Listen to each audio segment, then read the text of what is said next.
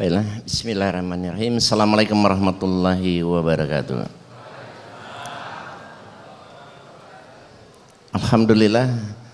Alhamdulillahillazi arsala rasulahu bil huda wa dinil haq liyuzhira 'alad dini kullihi walau karihal musyrikun.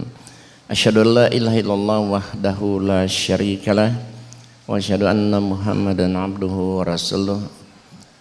Allahumma salli wa sallim wa barik ala nabiyana Muhammadin wa ala alihi wa ashabihi wa man tabi'ahum bi ihsanin ila yaumil qiyamah. Amma ba'du, qala Allah ta'ala fil Qur'anil Karim, innad dina indallahil Islam. Qala aidan wa may yabtaghi ghairal islami dinan fala yuqbala minhu wa huwa fil akhirati minal khasirin. Sadaqah. Ya, alhamdulillah, kita bersyukur kepada Allah Subhanahu wa taala, baru saja kita sama-sama selesai melaksanakan salat maghrib berjamaah. Salam dan salam semoga tetap tercurah kepada junjungan kita, uswatun hasanah kita, teladan kita, baginda Rasulullah Muhammad sallallahu alaihi wasallam beserta keluarga, sahabat dan pengikutnya. Mudah-mudahan termasuk kita sekalian di dalamnya.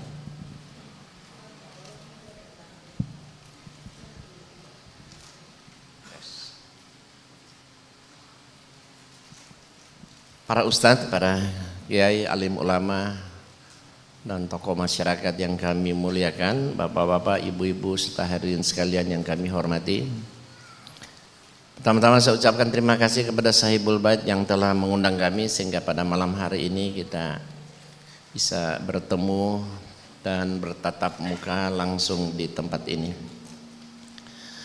Malam ini merupakan yang pertama kali saya datang dan menginjakkan kaki di tempat ini.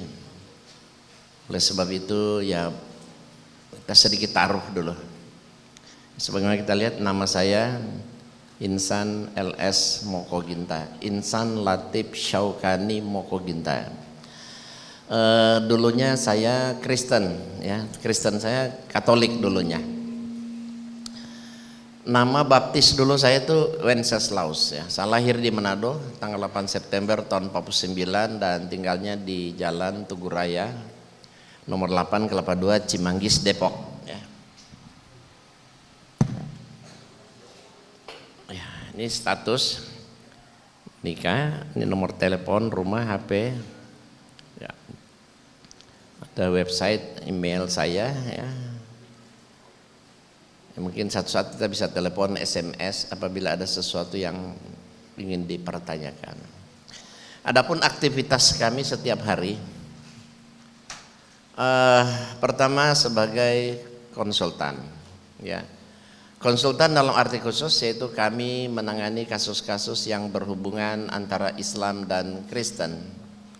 Contoh, banyak kan orang yang suka menghina, melecehkan, menghujat Islam, Nabi Muhammad dan Al-Quran. Nah, hal-hal seperti itu yang kami tangani bersama teman-teman. Dan ya alhamdulillah cukup banyak para pendeta penginjil yang pernah dipenjara karena mereka menghujat Al-Quran. Bahkan pernah terjadi 41 pendeta penginjil itu dipenjara sekaligus. Di mana? Dekat sini malah, Kota Batu Malang. Karena mereka menghujat Al-Quran. Rekamannya ada, bisa ditonton seperti apa mereka menghujat Islam, Quran, kemudian ditangkap polisi, disidang, dipenjara 41 orang. Ini satu kasus yang sangat besar, cuma tidak diekspos karena sangat berbau sara.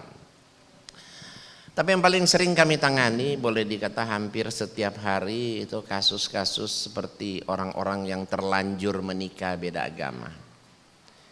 Tapi ternyata yang lebih banyak justru pacaran beda agama. Jadi pacaran beda agama merupakan salah satu kasus yang cukup banyak terjadi di kalangan muda-mudi. Banyak orang tua kita nggak sadar, anak-anak mereka SMA, sederajat, apalagi mahasiswa, ternyata punya hubungan dengan orang non-muslim. Apalagi dapat pacar orang Batak, Ambon, Manado, ya kan? Ini sulit sekali untuk diajak masuk Islam. Kalau tidak diantisipasi, banyak akhwat-akhwat kita yang sering jadi sasaran pemurtadan. Oleh sebab itu, apabila Bapak Ibu hadirin sekalian mungkin punya teman, kenalan, tetangga ada kasus seperti itu, bisa hubungi saya, telepon saya. Insya Allah saya akan memberikan solusi supaya yang Kristen ini masuk Islam. Kristen, karena ya, keahlian saya sebenarnya di bidang itu, lebih spesialisasi di bidang itu. Bagaimana cara cepat melunturkan iman orang Kristen agar supaya mereka tertarik mau masuk Islam. Itu saya ajari, ya. Saya ajari di mana-mana. Cukup 2 hari ikut pelatihan saya. Insya Allah kita bisa mengalahkan pendeta misionaris penginjil kapanpun, siapapun dan dimanapun. Nah ini banyak yang mendaftar untuk ikut training 2 hari.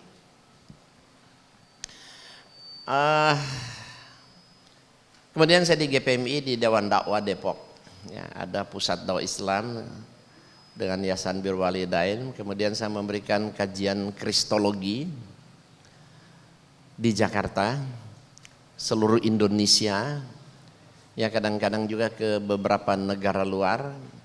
Alhamdulillah malam hari ini ada di sini di Kediri. Dan terakhir saya penulis buku, saya nulis buku.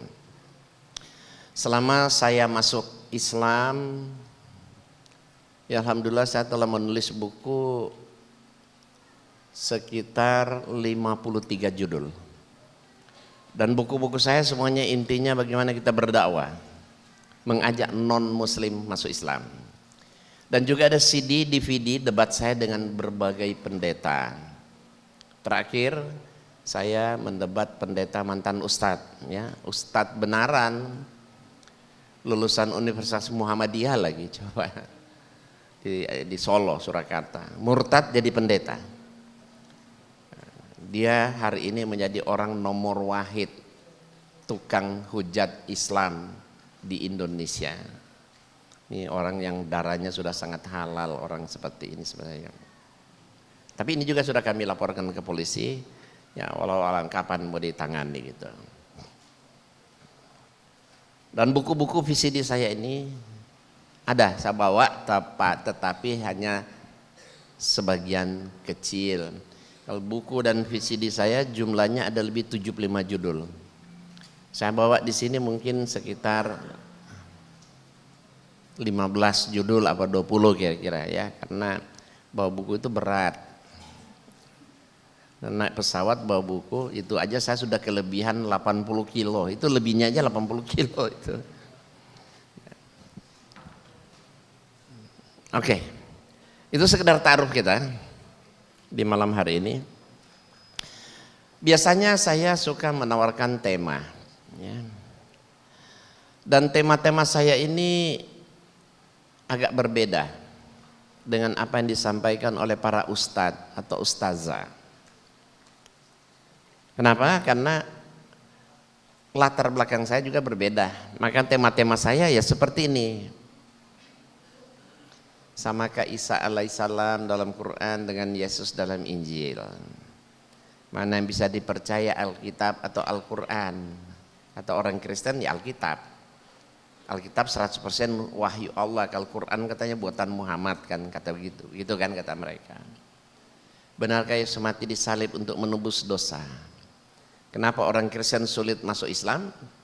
Karena mereka merasa Yesus sudah begitu baik. Mana ada orang katanya seperti Yesus, sampai-sampai dia rela mati di kayu salib, mengorbankan dirinya untuk menebus dosa mereka. Sehingga mereka kalau pindah agama takut kualat katanya. Ya sudah dijamin pasti masuk surga, kok pindah ke agama Islam? Katanya Islam masih serba insya Allah kata mereka seperti itu kan. Nah ini tema-tema kita seperti ini dan masih ada, ya. Inilah tema yang pada dasarnya Bapak dan Ibu boleh memilih salah satu atau dua gitu, kalau memungkinkan. Karena saya melihat ini tidak ada tema yang dipilih rupanya, ya. Saya nggak tahu tema apa yang mau dibahas, tapi tema-tema saya semuanya ini berhubungan antara perbandingan agama lah gitu, perbandingan agama. Nah, hadirin, dilihat tema-tema ini semua kan ya, khusus dakwah kepada orang non muslim. Berdakwah kepada orang non muslim itu sebenarnya merupakan salah satu perintah Allah yang harus kita tunaikan. Tapi sangat sedikit sekali orang yang mau melakukannya. Bahkan dalam Quran Allah wahyukan kepada Rasulullah SAW, Allah perintahkan kepada Rasulullah SAW, ajak orang-orang yang diberi Alkitab ini masuk Islam supaya mereka mendapat petunjuk. Surat 3 Surat Ali Imran ayat 20, Surat Ali Imran ayat 64 juga. Jadi Allah memerintahkan kepada Rasulullah, suruh mereka masuk Islam, kembali kepada kalimat tauhid agar supaya mereka bisa selamat dunia akhirat. Tapi sangat sedikit yang mau mendakwakannya. Bahkan terkadang ada orang mengatakan begini, untuk apa kita berdakwah kepada orang non muslim? Lihat, ini orang Islam banyak kan? Nih, Islam aja banyak. Ngapain repot-repot kita berdakwah kepada orang non muslim? Ngapain repot-repot kita mengajak non muslim masuk Islam gitu? Islam aja banyak kok gitu. Nah, ini kekeliruan loh. Ini satu kekeliruan yang fatal. Kenapa? Memangnya Nabi kita ini diutus hanya untuk orang Arab. Memang Rasulullah kita diutus hanya untuk orang Islam doang. Bukankah Rasulullah kita diutus untuk seluruh alam semesta, ya? Wa ma arsalnaka illa rahmatan lil alamin. Tidaklah kami utus engkau Muhammad melainkan untuk seluruh alam semesta. Surat apa itu? Ayat berapa? Ingat? Itu surat Al-Anbiya. Surat Al-Anbiya surat ke-21. Ayatnya 107. Bahkan di dalam ayat lain, dalam surat lain, ayat lain Allah berfirman, "Wa ma arsalnaka illa kafatan linnas bazira wa nazira walakin aktsara nasi la ya'lamun." Tidaklah kami mengutus engkau Muhammad melainkan untuk semua manusia, untuk membawa berita gembira dan peringatan, tetapi kebanyakan manusia tidak mengetahuinya. Itu surat Saba. Surat Saba surat ke-34 ayatnya 28. Ini surat 34 ayat 28. Nah, ini berarti Rasulullah kita ini diutus untuk seluruh alam semesta, seluruh umat manusia. Berarti kesimpulannya misi Rasulullah SAW kita ini diutus untuk semua manusia. Jadi Islam ini harus kita dakwahkan kepada siapa saja. Tidak peduli dia suku bangsa apa, asal masih bernama manusia, semua kena dakwah Islam. Karena memang itulah misi, tugas beliau, apalagi sebagai khataman nabiyyin, penutup para nabi. Apalagi Quran mengatakan kan, inna dina indallahil Islam, kan dibacakan dalam mukaddimah tadi. Sesungguhnya agama yang diridhoi di sisi Allah hanyalah Islam. Lah, kalau agama yang diridhoi di sisi Allah hanya Islam, kesimpulannya selain daripada Islam tidak benar, tidak diridhoi kan? Surat 3 ayat 19. Bahkan di ayat lain surat 3 ayat 85 tadi saya bacakan dalam mukaddimah, wa may yabtaghi ghairal islami dinan falay yuqbal minhu wa huwa fil akhirati minal khasirin. Barang siapa mencari agama selain daripada agama Islam, maka sekali-kali tidak akan diterima agama itu daripadanya, Dan di akhirat dia termasuk orang-orang yang merugi. Subhanallah. Berarti sama aja kesimpulannya, selain pada Islam tidak diterima, tertolak, bahkan mereka akan mendapat azab Allah. Nah kalau begitu berarti selain daripada agama Islam semua kafir, semua bakal masuk neraka. Kata Quran, bukan kata saya. Nah oleh sebab itu minimal kita punya teman, kenalan, tetangga, saudara non muslim, kita tahu mereka itu dijamin pasti masuk neraka kok. Kenapa kita biarkan? Ya kan?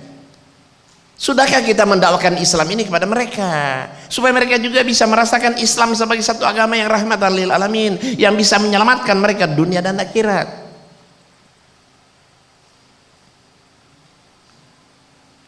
Nah ini sangat sedikit yang mau berdakwah, mengajak non muslim masuk Islam. Bahkan lebih getol mereka, lebih getol orang Kristen mengkristenkan orang Islam.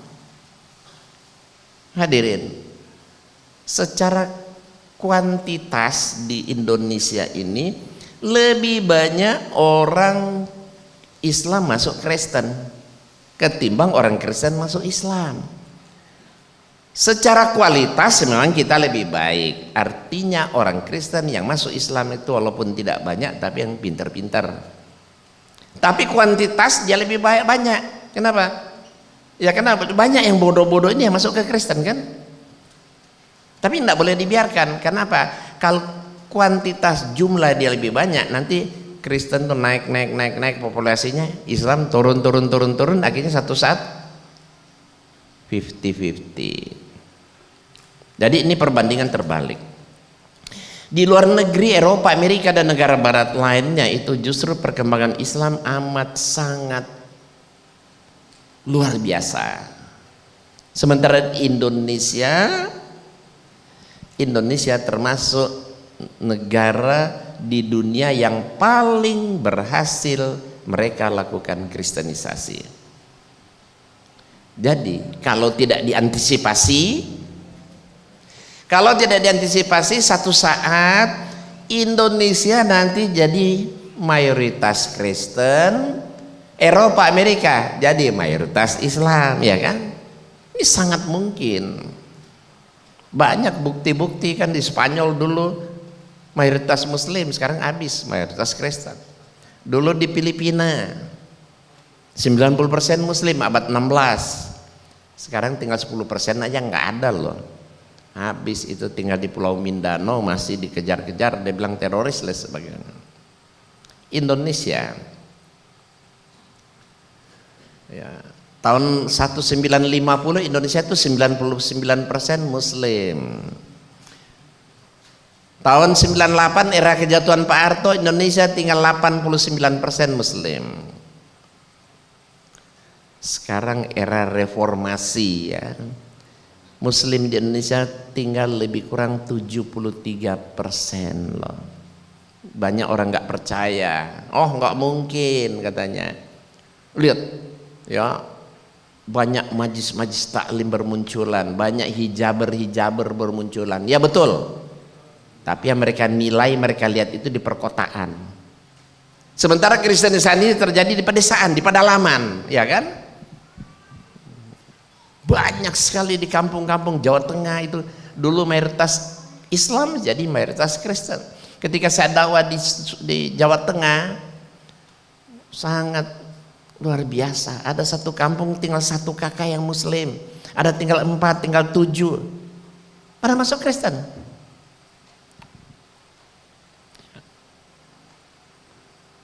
Ya kenapa ini hal ini terjadi? Ya. Apa yang menyebabkan pemurtadan begitu hebat terjadi?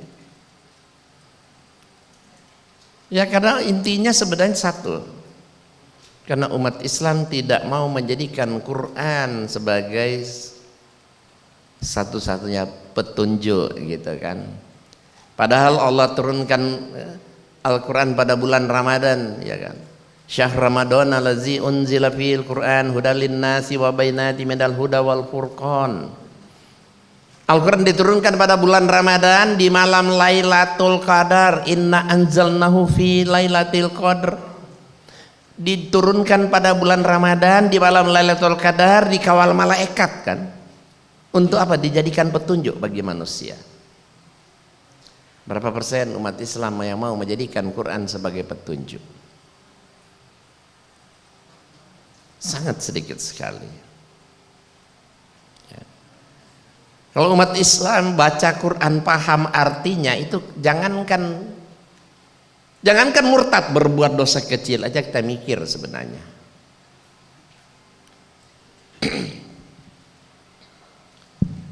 Hadirin, kenapa banyak umat Islam mudah dimurtadkan?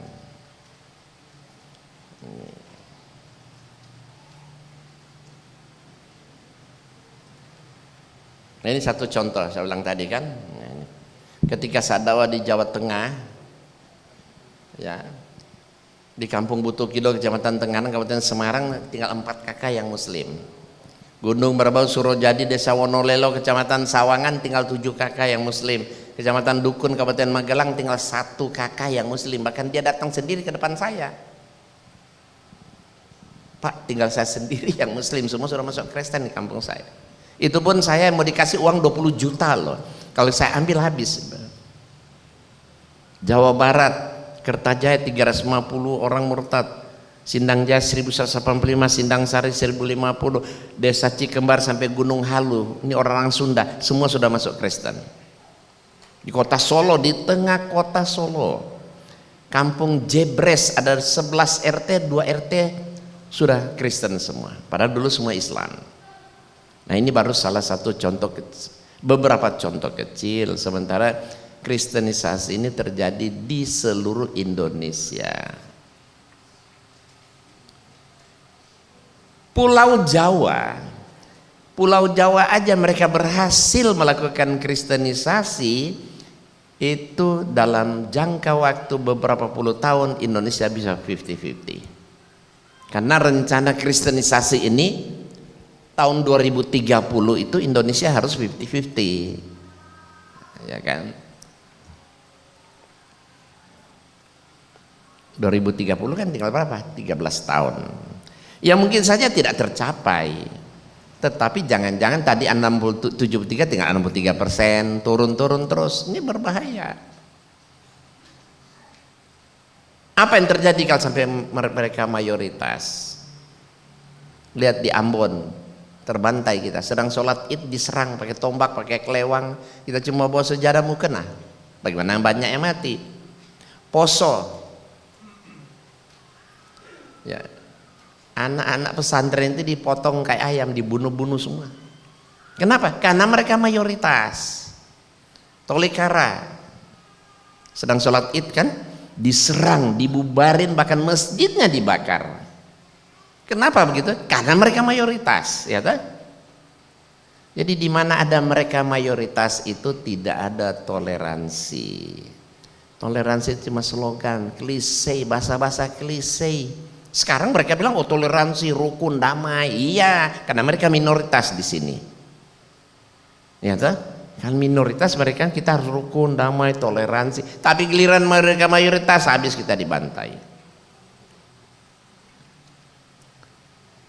Coba kalau nanti 50 tahun akan datang atau 100 tahun itu akan datang, kita semua mungkin sudah mati, tapi kasihan nasib anak cucu generasi kita, mereka yang akan terbantai loh kalau sampai 50-50, apalagi lebih. Makanya kita harus berbuat. Bagaimana caranya mengembalikan Indonesia ini menjadi muslim 90% lagi seperti zaman dulu? Itu bagaimana caranya? Ini yang perlu kita. Makanya saya menatar keliling-keliling Indonesia, menatar kader-kader yang bisa berdakwah kepada mereka sebanyak mungkin.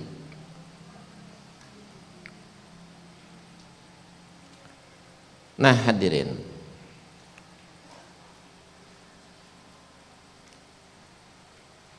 kenapa umat Islam mudah dimurtadkan?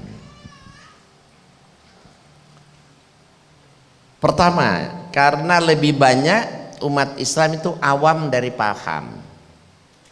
Itu diakui itu kan. Lebih banyak umat Islam awam daripada paham.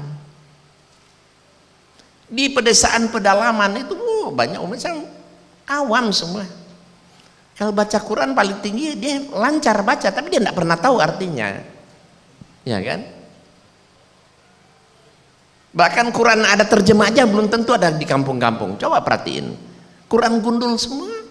Katanya jangan baca artinya, kalau mau baca bisa tersesat. Ya bagaimana kita bisa paham Quran kalau artinya kita mengamalkan perintah Allah, menjauhi larangannya kalau kita baca tanpa dimengerti. Itu orang di pedalaman, awam ini bukan berarti hanya orang desa, pedalaman, pinggiran, tidak. Awam itu menyeluruh. Di perkotaan juga banyak orang Islam awam. Walaupun kalian dia mentereng kaya raya, S1, S2, S3, doktor, banyak awam itu. Iya, secara ekonomi iya jago hebat dia, tapi pemahaman tentang Islam Indonesia banyak awam. Coba maaf saja, coba kira-kira kalau presiden kita dikasih Quran bisa baca nggak kira-kira dia? Hah? Bisa nggak kira-kira Pak? Hah? Nggak bisa.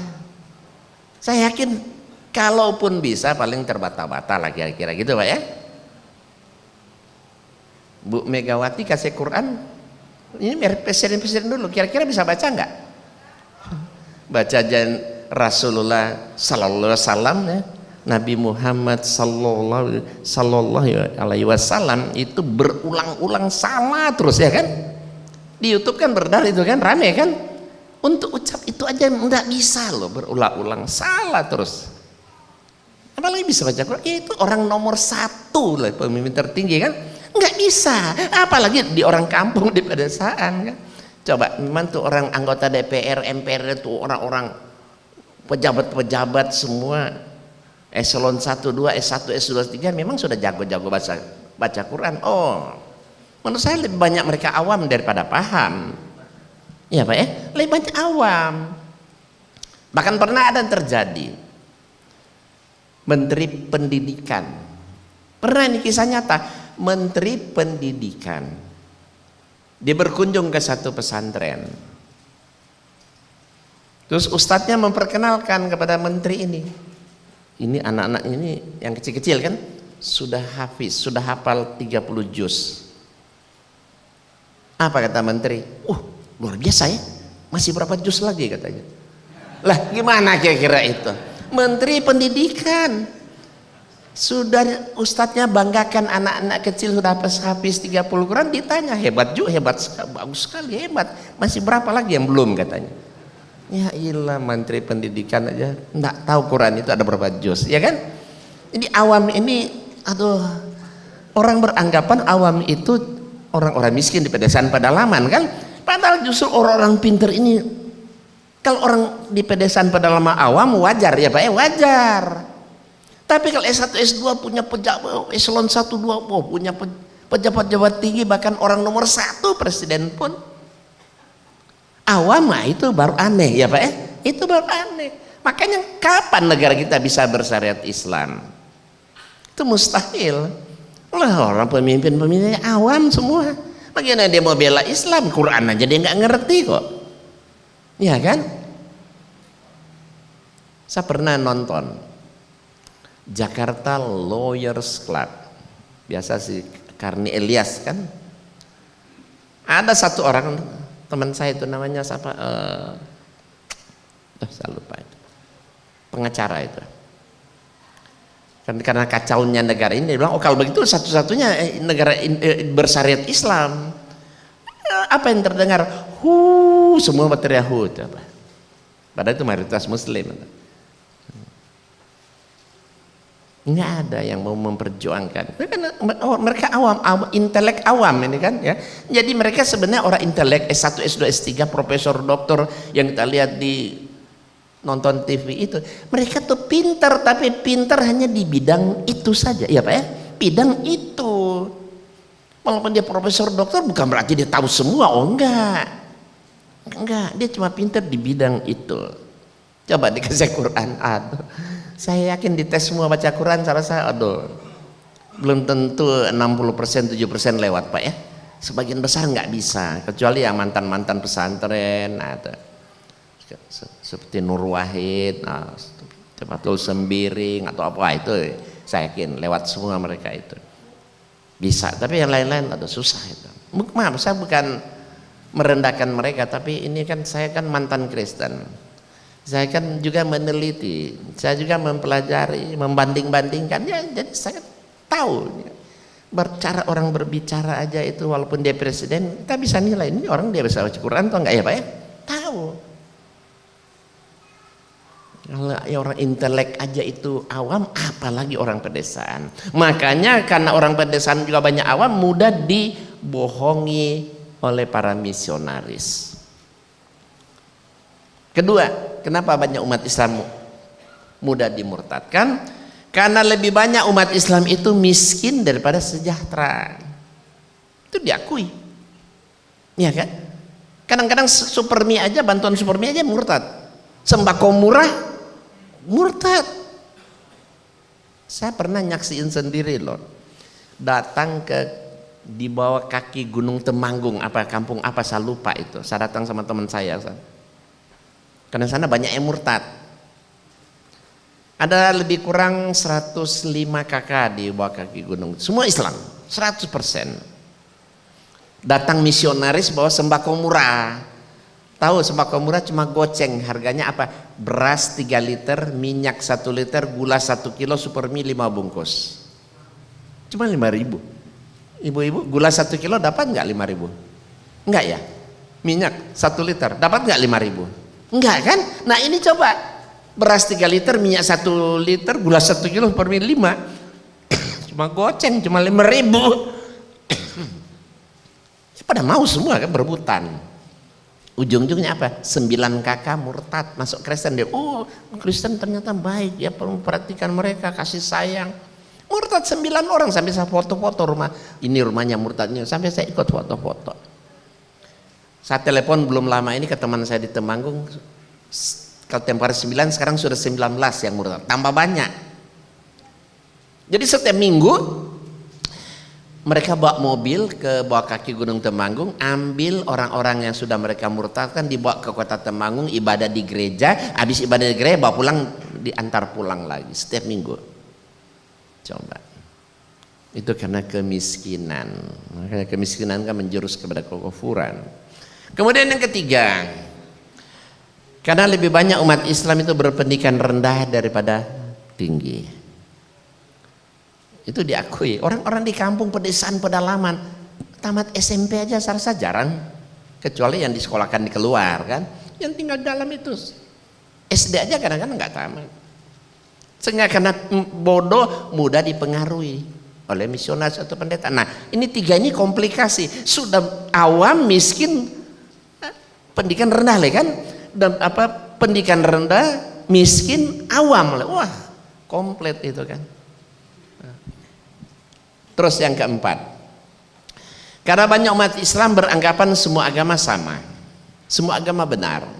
Apalagi beberapa tahun terakhir ini muncul satu aliran namanya JIL. Tahu JIL kan? JIL tahu kan? Jaringan iblis lokal. Iya kan? Ada yang memplesetkan gitu, jaringan iblis laknatullah kan? Kata orang seperti itu. Menurut orang JIL apa katanya? Tidak boleh umat Islam mengklaim Islam aja agama yang benar, semua agama benar kata. Nggak boleh umat Islam mengklaim cuma Quran aja kitab suci wahyu Allah, semua kitab suci wahyu Allah kata. Dan tidak boleh umat Islam mengklaim hanya pemeluk agama Islam saja yang bakal masuk surga. Semua pemeluk agama masuk surga katanya. Hanya jalan, cara atau teknisnya saja yang berbeda katanya. Bisa nggak kita terima semua agama sama, semua agama benar, semua pemeluk agama masuk surga? Bisa diterima nggak? Oh tidak.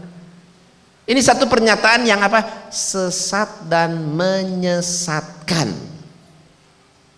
Nah, sebentar saya perlihatkan, mungkin ada ini.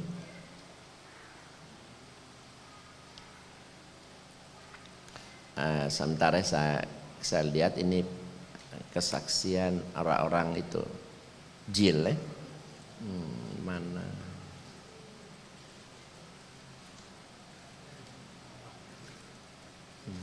Nah,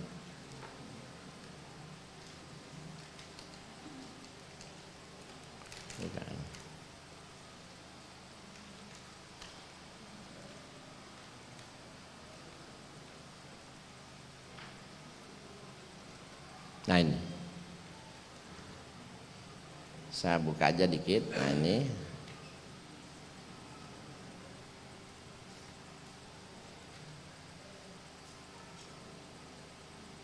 nah ini kita lihat sini.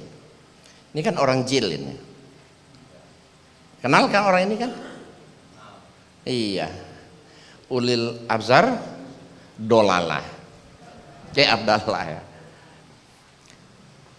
Dengan tanpa rasa sungkam dan kikuk, saya mengatakan semua agama adalah tepat berada pada jalan seperti itu. Jalan panjang menuju yang maha benar. Semua agama dengan demikian adalah benar katanya. Coba. Ini orang jil. Satu lagi, saya tidak usah baca semua ya, pendek-pendek. Semua agama itu kembali kepada Allah. Islam, Hindu, Buddha, Nasrani, Yahudi, kembalinya kepada Allah.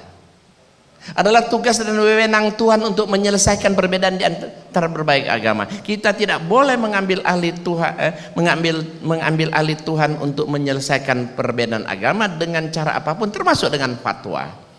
Jadi fatwa majelis ulama itu nggak digubris sama mereka. Ini masih dia. Orang yang selamat itu, kata Jaluluddin Rahmat, orang yang selamat itu adalah siapa saja, apapun agamanya, selama memberi kontribusi yang baik bagi kemanusiaan di dunia ini. Jadi saya tidak peduli apakah dia Katolik, Kristen atau Hindu, kalau berakhlak mulia, beramal soleh, saya berikan segala kemuliaan kepadanya, ya kan? Gimana ini, bisa diterima nggak ini? Ya jangan-jangan dia masuk surga dulu yang paling kaya Lim Siol Diong itu apa segala itu kan, karena kaya dia kan, dia bisa memberi bantuan ke sana sini, ya bisa-bisa mereka duluan masuk surga dong. Berakhlak mulia, beramal soleh. Pada dasar akhlak mulia, amal soleh harus iman yang benar kan. Orang kok mereka orang syirik, orang berbuat dosa syirik, menuhankan Tuhan selain Allah kan sudah dijelas di Quran, dijamin pasti masuk neraka kan, dosa syirik. Ini orang nikah beda agama. Larangan nikah beda agama menurut Islam liberal dipandang sudah tidak relevan lagi katanya, karena sesuai dengan tuntunan Al-Quran, bahwa Al-Quran menganut pandangan universal tentang martabat manusia yang sederajat tanpa melihat perbedaan agama. Jadi ini satu Kristen, satu Islam, satu. Jadi di orang Islam dan Kristen kalau tidak direstui datang aja ke sana. Namanya para Madinah itu. Nah itu mereka kawinkan boleh.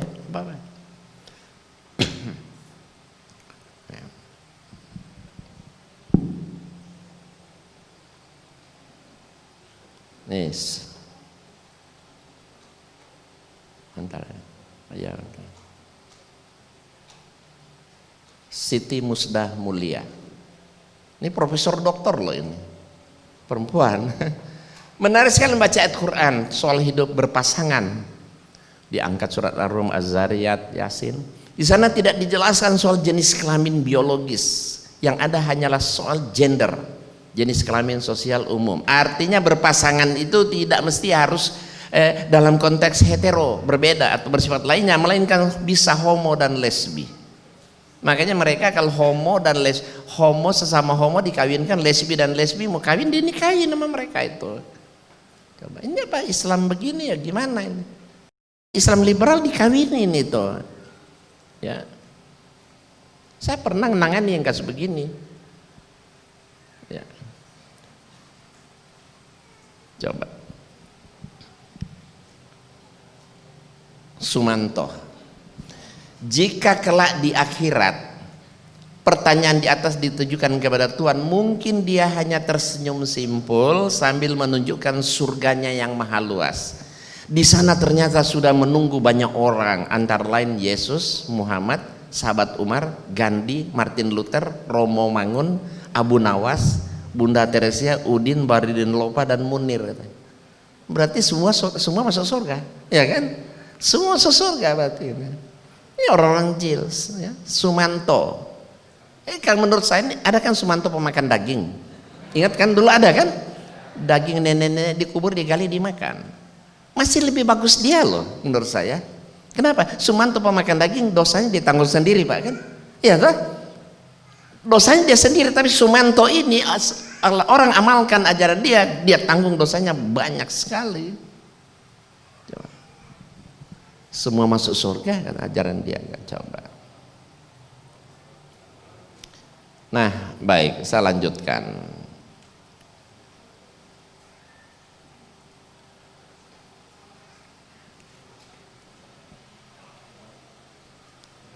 Kalau semua agama sama,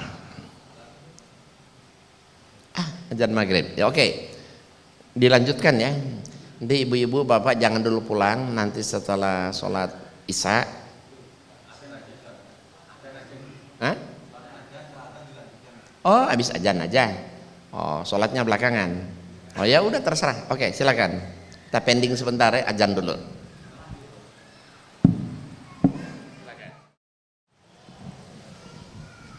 Ya, baik kita lanjutkan. Kalau semua agama benar,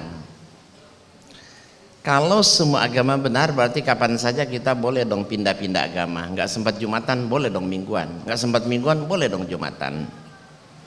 Kalau semua agama benar, berarti tidak perlu kan ada istilah halal dan haram. Kalau semua agama benar, berarti kapan saja kita boleh menikah beda agama. Anak-anak kita dilamar pemuda Kristen, ya monggo, silakan. Lah, agama dia benar juga kok, ya kan? Itu secara akal aja kan. Kalau semua agama benar, berarti kita disuruh membenarkan, mengaminkan konsep ketuhanan dan dewa-dewi semua agama. Apakah iya kita harus membenarkan konsep ketuhanan mereka? Ada Tuhan Bapa, ada Tuhan Anak, Tuhan Roh Kudus, Trinitas kan? Ada Dewa Brahma, Dewa Wisnu, Dewa Siwa, dan ribuan bahkan dewa-dewa lain. Agama Konghucu ada Dewa Kuan Im, ya kan? Ada Dewa Matahari, Dewa Bulan, Dewa Bintang, Dewa Tanda, Dewa Laut, bahkan Dewa Padi. Apakah iya konsep ketuhanan dan dewa-dewi itu harus kita akui? Kita harus benarkan? Tentu saja tidak. Kalau semua agama benar, berarti tidak perlu ada istilah mu'alaf. Tidak perlu ada istilah murtadin. Orang pindah agama jangan disebut murtad.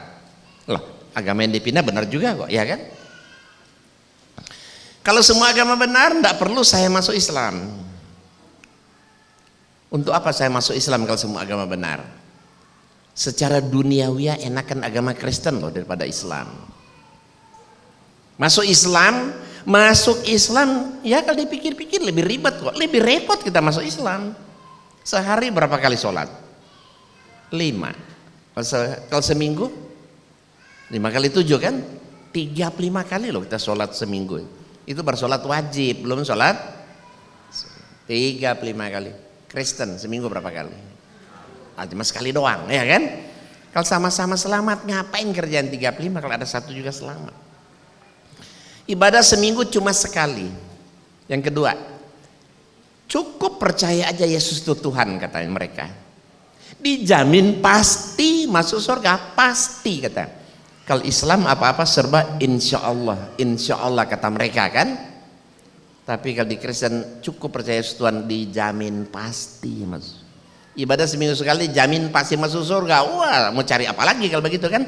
Masih ada satu lagi, dosa ditebus. Iya kan? Luar biasa kan iming-iming ini kan? Makanya sangat berbahaya bagi orang Islam awam dan anak-anak muda. Mereka bisa berbuat seenaknya apa saja, atau nanti katanya ada yang tebus, ada yang pikul, ada yang tanggung dosa. Ya. Jadi ibadah seminggu sekali, dijamin masuk surga, dosa ditebus. Nah, kalau semua agama sama dan benar, tentu kita akan memilih, kita cenderung memilih agama yang paling ringan resikonya, agama yang paling mudah diamalkan. Agama paling mudah diamalkan dan ringan resikonya itu agama Kristen, iya kan? Tapi kenapa saya hijrah, bapak dan ibu tidak mau mengikutinya? Kenapa? Nggak logik, nggak rasional, nggak masuk akal. Masa kalau kita enak-enak semua berbuat dosa suruh Yesus yang pikul? Kasihan kan Yesus kan? Namanya berbuat dosa kan enak. Semua perbuatan-perbuatan dosa itu enak-enak loh. Coba contoh yang haram-haram aja ya. Babi umpamanya. Daging babi itu daging paling manis, paling empuk, paling wangi loh. Bahkan selama saya masuk Islam belum pernah saya makan daging seenak daging babi. Itu enak sekali gitu kan. ganja, sabu-sabu, morfin. Tapi daging babi jangan dicoba, itu kan ganja, sabu-sabu atau morfin. Kalau makan minum fly, katanya fly ada di awang-awang. Korupsi ambil kaya mendadak kan, coba. Selingkuh, orang berzina, enak enggak? Lah enak. Lah kalau enggak enak kan hanya orang gila, kan hanya orang gila yang mau melakukan. Sudah enggak enak dapat dosa besar lagi kan? Iya toh, karena saking enaknya dosa dikalahin. Nanti katanya ada yang tebus kok, iya toh? Ini jadi orang bisa berbuat seenaknya. Hadirin, di padang mahsyar cuma ada dua pilihan, surga dan neraka. Insya Allah semua kita ditakdirkan Allah masuk surga. Tetapinya ada.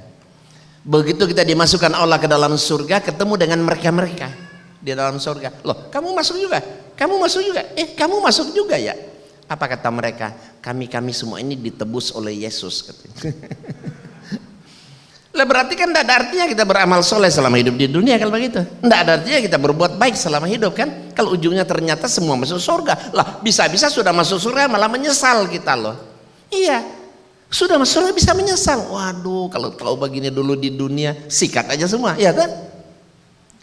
Enakan mereka, di dunia dapat, akhirat juga dapat, ya kan? Ya karena nggak logik, nggak rasional, maka saya hijrah, Bapak dan Ibu kan tentu saya tidak mau mengikutinya. Tapi ini sangat berbahaya. Banyak orang Islam yang awam, miskin, bodoh merasa iya ya, kalau sama semua ya kan di Kristen aja, ngapain harus sholat repot-repot kan? 5 kali sehari, 35 kali seminggu. Ya. Ngapain dia bilang ya kan di Kristen kali lebih enak. Makanya dia masuk Kristen aja. Toh nanti sama-sama masuk surga dipikir. Ini berbahaya. Kemudian yang kelima, kenapa banyak orang Islam mudah dimurtadkan? Karena banyaknya pembusukan yang dilakukan oleh para misionaris penginjil terhadap orang Islam. Apa saja pembusukan terhadap Islam? Contoh masalah solawat kepada Nabi. Jangan pandang enteng, solawat itu jadi senjata andalan orang Kristen. Kita tidak menyadari. Apa kata orang Kristen? Nabi Muhammad katanya masih dikubur sampai saat ini, belum selamat. Makanya beliau minta kirimin solawat. Nah kalau beliau aja belum selamat, apalagi kami kata umatnya kan. Nah ini berbahaya. Banyak orang Islam yang terpelajar juga ya. Iya ya. Tapi kalau Yesus katanya sudah di surga, sudah nyiapin tempat bagi mereka, bahkan Yesus mendoakan mereka katanya. Tapi kita kok Nabi kita doain katanya, mana kita kirim salawat.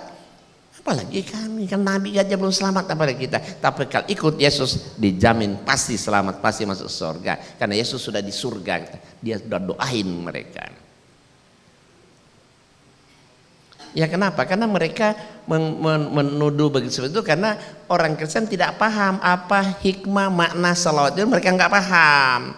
Kalau mereka paham apa makna hikmah salawat itu, subhanallah luar biasa kan? 1 kali bersalawat aja pahalanya besar sekali. Diampuni 10 kesalahan ya, dan terus diangkat 10 derajat dan apa ya, ada berapa macam itu, banyak sekali ya, hikmah daripada sholawat. Kemudian yang kedua apa? Poligami. Poligami ini merupakan salah satu senjata andalan orang Kristen untuk mengadakan pembusukan terhadap Islam. Seolah-olah poligami ini satu ajaran yang momok bagi wanita, merendahkan kaum wanita. Padahal mereka nggak sadar poligami itu seolah-olah Rasulullah mengajarkan berpoligami gitu kan. Padahal poligami itu sudah ada jauh sebelum Rasulullah lahir. Bahkan orang-orang dan nabi terdahulu melakukan poligami tanpa batas. Di kitab suci mereka, nabi-nabi di kitab suci mereka, Nabi Abraham punya banyak istri loh, bukan cuma 2, bukan cuma Sarah dan Hajar, lebih. Nabi Daud punya banyak istri, banyak selir. Nabi Yakub punya ada banyak istri, ada banyak selir. Nabi Sulaiman, Salomo kalau dia punya istri berapa? 700. Gundiknya berapa? 300. Jumlah istri Nabi Sulaiman, Salomo di Bible mereka 1000. Coba kalau 1000 ya, satu malam dia gilir satu untuk kembali ke sana 3 tahun loh. Ya karena 1000 hari kan 3 tahun. Coba. Nah jadi tidak ada batasannya orang poligami. Nah dengan kedatangan Rasulullah SAW dibatasi paling banyak 4, tapi kalau tidak bisa berbuat adil ya 1. Ya tuh.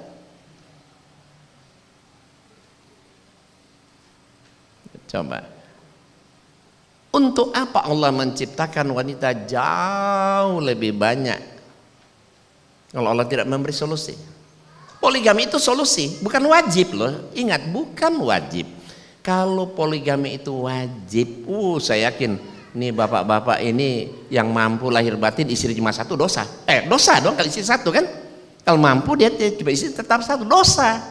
Karena poligami bukan wajib. Cuma ya dibolehkan tapi bersyarat. Kadang-kadang kita menikah istri mandul, mau sampai mati nggak punya keturunan, ya kan?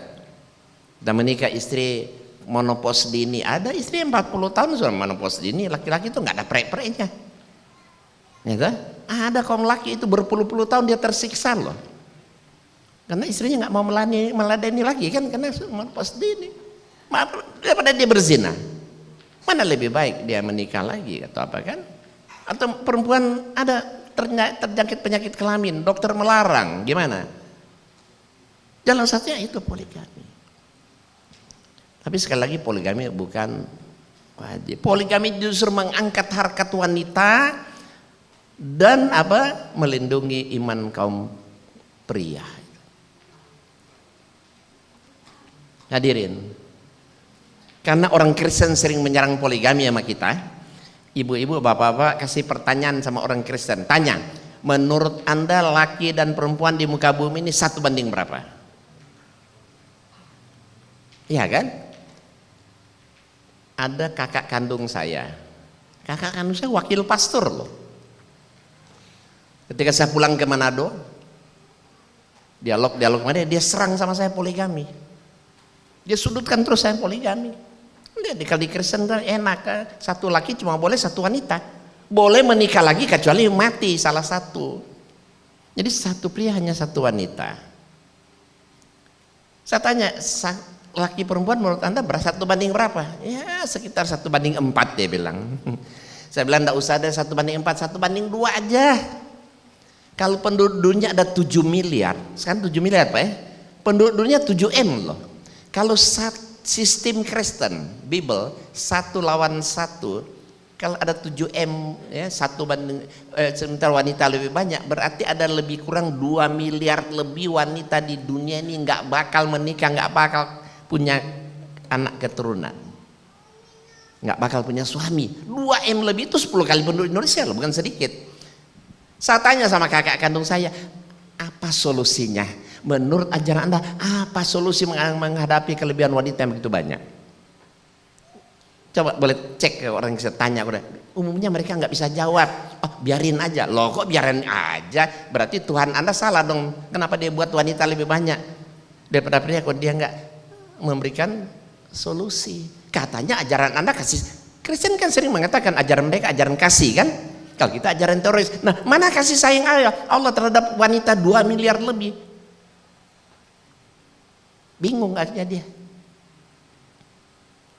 Saya tanya,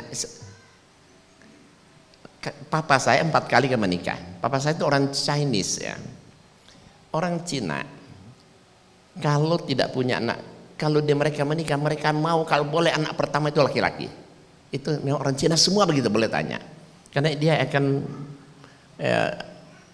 akan mengelola usaha, mesti orang laki. Semua orang Cina kalau nggak ada anak laki, mereka nggak mesti harus ada orang laki, anak laki. Papa saya menikah pertama dapat anak perempuan semua. Dia menikah kedua dapat anak perempuan juga semua. Menikah ketiga nggak punya anak. Menikah keempat, ibu saya usia 17 tahun, papa saya 55 waktu itu. Sudah 55 tahun dapat ibu saya 17 tahun. Dapat anak berapa? 8 Perempuannya berapa? Cuma 2, laki-laki 6 laki-laki. Dia berhenti menikah karena sudah sampai kebanyakan, 6 laki-laki. Kakak saya itu laki-laki yang tertua. Saya tanya sama kakak kandung saya, kalau papa kita dulu nggak poligami, berarti Anda nggak ada, saya nggak ada, kita semua nggak ada kan? Anda merasa bersyukur nggak dengan kehidupan Anda saat ini, keberadaan Anda? Atau Anda mau dicap sebagai anak haram? Akhirnya dia sadar, iya ya, dia bilang kan, dia sadar, betul juga ya. Nah itulah saya bilang hikmah poligami itu. Ya kan, kalau papa kita nggak poligami dulu, nggak ada Anda, nggak ada saya, nggak ada kita semua. Hikmah nanti ketahuan di belakang. Di balik poligami itu pasti ada hikmahnya. Nanti kalau dibaca dalam buku saya ini tentang poligami, tentang terorisme itu, insya Allah kita boleh, ibu-ibu tidak suka poligami. Semua ibu-ibu pasti nggak suka. Ya, tapi itu kan pribadi. Ya. Tapi mestinya kita nggak boleh benci. Ya ibu, sorry ibu ya. Jangan kita anti poligami, jangan kita salahkan Allah. Kalau kita benci, tidak suka, berarti kita tidak rela, tidak suka dengan firman Allah. Firman Allah, ayat Quran nggak mungkin salah. Al-Quran nggak pernah salah, Allah nggak pernah salah. Kalau salah itu pasti suami-suami ibu. Kalau salah pasti kaum laki-laki itu, ya Pak ya. Apa? Tidak sesuai syar'i. Menikah cuma asal nafsu atau apa kan? Gitu. Jadi yang salah biasanya kaum laki, bukan Al-Qur'annya, bukan Allah yang disalahin kan? Itu. Kalau kita baca hikmah poligami, subhanallah, merinding kita lihat. Nanti ada dalam buku ini. Kenapa, apa hikmah di balik poligami itu? Kemudian sudah kita lewatkan itu. Leluhur. Abraham punya istri Sarah dan Hajar. Sarah dapat anak Ishak, Ishak dapat Ishak beranak cucu, itulah Bani Israel kan? Yesus kan Bani Israel. Hajar itu budaknya Sarah, dapat anak Ismail, beranak cucu, itulah orang Arab. Nah, berarti Nabi Muhammad keturunan budak katanya, dari leluhurnya kan Ismail. Makanya mereka anggap Islam keturunan budak yang hina. Bagaimana menjawabnya? Itu saya jawab dalam buku ini. Saya jawab tidak pakai Quran, saya pakai Alkitab dia sendiri. Ternyata ada banyak ayat-ayat di dalam Bible mereka itu, Sarah dan Hajar dan Ismail orang-orang, termasuk orang yang diberkati oleh Allah. Bahkan air sumur Zam-Zam itu kan berkat Allah kepada Sarah, Hajar dan Ismail. Janji-janji Allah terhadap Ismail dan Hajar itu terbukti, tertulis di kitab mereka. Bahkan ada satu ayat di dalam Alkitab mereka, persembahan, korban-korban persembahan anak-anak Ismail, semuanya kata Allah dia terima. Bahkan kata Allah dalam kitab dia apa? Kerajaan surga dimeriahkan oleh persembahan anak-anak Ismail akan memeriahkan rumah keagunganku. Artinya surga itu dimeriahkan oleh anak-anak keturunan Ismail. Ya, ada di Alkitab. Sementara aneh bin ajaib, leluhur Yesus, semuanya keturunan pezina. Semuanya keturunan pezina. Orang nggak percaya. Saya perlihatkan sedikit. Makanya kalau kajian seperti ini penting, kita harus tahu kajian seperti ini. Nah, ini lihat, ini Injil ya. Perjanjian baru Injil Matius. Nah, saya perbesar biar bisa lihat.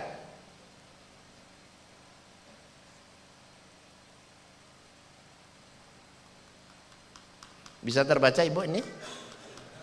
Udah bisa? Nah ini. Saya perbesar lagi. Inilah silsilah Yesus Kristus anak Daud, anak Abraham. Abraham memperanak Ishak, Ishak memperanak Yakub, Yakub memperanak Yehuda dari saudara dan saudara-saudaranya. Yehuda memperanakkan Peres dan Serah dari Tamar dan seterusnya. Ya, di sini nanti pada ayat 16 di sini Isai memperanakkan Raja Daud, Daud memperanakkan Salomo, Sulaiman dari Uria, dari istri Uria. Salomo memperanakkan ini terus sampai di ayat 16 kita lihat Yakub memperanakkan Yusuf suami Maria yang melahirkan Yesus yang disebut Kristus. Ya kan? Jadi silsilah kita lihat ya, inilah silsilah Kristus anak Daud. Daud di kitab mereka itu, istri orang itu dia hamili sampai mengandung melahirkan anak, dibunuh suaminya. Bejatnya minta ampun Nabi Daud di Bible ya, bukan di Quran. Tapi Nabi Daud di Quran, orang pilihan Allah terbaik, dijadikan khalifah di muka bumi, bahkan saum yang paling disuka Allah saum Daud. Coba. Alkitab melecehkan, Quran melecehkan. Abraham, anak Abraham. Abraham itu istrinya Sarah cantik, ditaksi, dia suruh istrinya perempuan. Ketika masuk ke daerah Fir'aun, kata Abraham sama istrinya Sarah, kamu kan cantik, nanti kalau dilihat sama Raja Fir'aun, kalau dia tanya bilang aja kamu tuh adik saya, karena dia takut dibunuh. Begitu punggawa-punggawa anak-anak buah Fir'aun melihat ada wanita cantik bersama Abraham, dibawalah dia itu, karena dia ngaku adiknya, dibawa ke Raja Fir'aun. Fir'aun dapat wanita cantik, senang banget kan, dikasih hadiah Abraham, kambing, domba, budak laki, budak perempuan. Jadi istrinya cuma dibarter sama itu, kambing, domba. Ini bejat sekali Abraham. Tapi Ibrahim di Quran, oh subhanallah, orang pilihan Allah yang terbaik, orang paling soleh. Yakub kita lihat, Abraham memperanak Ishak, ya. Ishak memperanakkan Yakub, ya. Yakub ini punya istri 4, 2 kakak beradik dinikahi sampai budak-budaknya. Ya. Dia nikahi kakaknya, dia tidur malam pengantin adiknya dengan adiknya. Coba, berarti dia berzina sama budak-budaknya. Dapat anak, Yakub ini punya anak 12 orang. Salah satu Yehuda namanya. Ini Yahudi makanya kan. Yehuda memperanakan Peres dan Serah dari Tamar. Tamar ini menantunya Yehuda. Dia hamili, si Tamar ini dapat anak kembar Peres dan Serah. Ini lalu Yesus semua itu coba. Yehuda dia hamili menantunya dapat anak kembar Peres dan Serah. Nah, terus Peres memperanakan ini, berarti kan anak-anak zina semua kan. Terus sampai di sini ya kita lihat Isai memperanakan Raja Daud, Daud memperanakan Salomo dari Uria. Salomo ini istri Uria ini namanya Betsyeba, istri orang yang dia hamili dapat anak Salomo. Berarti Sulaiman itu anak haram, anak hasil selingkuh Daud menghamili istri orang. Coba. Jadi Quran sangat memuliakan semua nabi Allah. Bible sangat melecehkan. Nah, itulah kesalahan Bible. Nabi Isa dibikin bersilsilah. Padahal Nabi Isa kan tidak lahir biologis. Makanya dalam Quran kan tidak ada silsilah Nabi Isa kan. Isa binti Maryam ya Pak nggak ada. Tapi di Alkitab kok anak Daud, anak Abraham, dia bikin bersilsilah. Sementara orang yang dikasih silsilah semua pesina semua. Coba. Nanti ada bukunya itu. Nanti bisa dibaca juga dalam buku saya ini. Ini buku saya yang ke-53 ini. Paling disukai orang. Ya oke. Terus.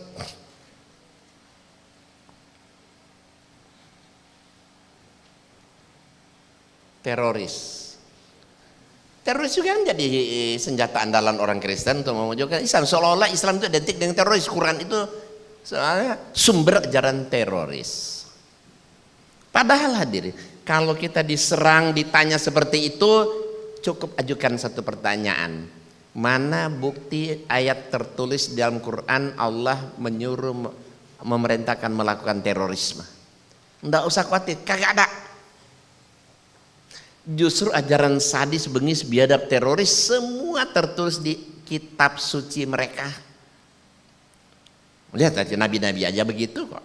Sadis, bengis, biadab, teroris semua. Belum porno-porno semua komplit di kitab mereka itu. Bukan di Quran. Ya karena ya gitulah media mereka kuasai, media cetak dan elektronik kan. 1-2 orang pelaku baru terduga pelaku terorisme sudah ditembak mati. Padahal belum disidang, belum terbukti. Tapi mereka coba, berapa banyak rakyat Afghanistan yang mati, berapa banyak di Irak yang mati, berapa banyak Palestina, Gaza itu yang mati. Beribu-ribu, ratusan ribu. Pernah nggak mereka disebut teroris? Nggak mau mereka. Nggak ada yang mencap mereka. Padahal itu justru teroris mereka itu biangnya. Jutaan orang kok, ratusan ribu, bukan jutaan orang yang mati. Teroris kita melakukan banyak segelintir orang yang mati. Ini pun belum terbukti, baru terduga sudah dibilang teroris.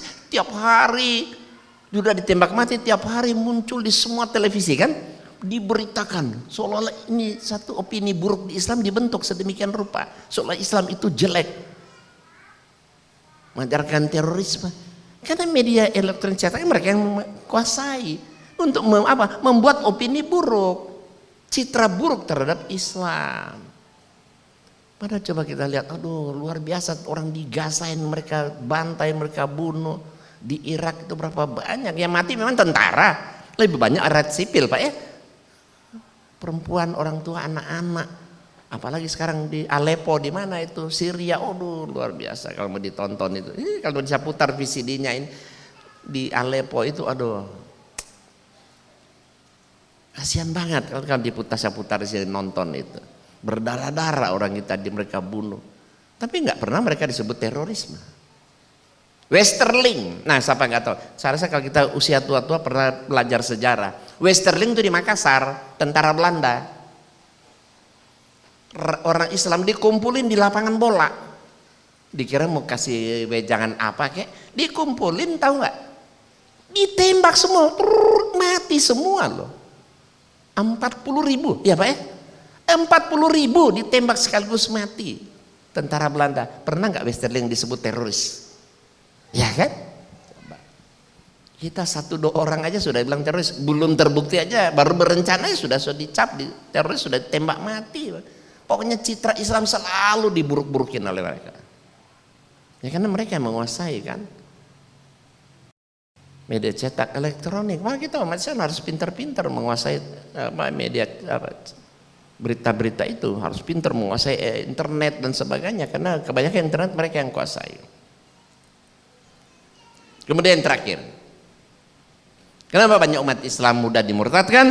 Karena Al-Quran oleh sebagian besar umat Islam hanya sekadar dibaca, dilakukan, dan itu pun dibaca pada malam-malam tertentu dengan memilih pada hari-hari tertentu.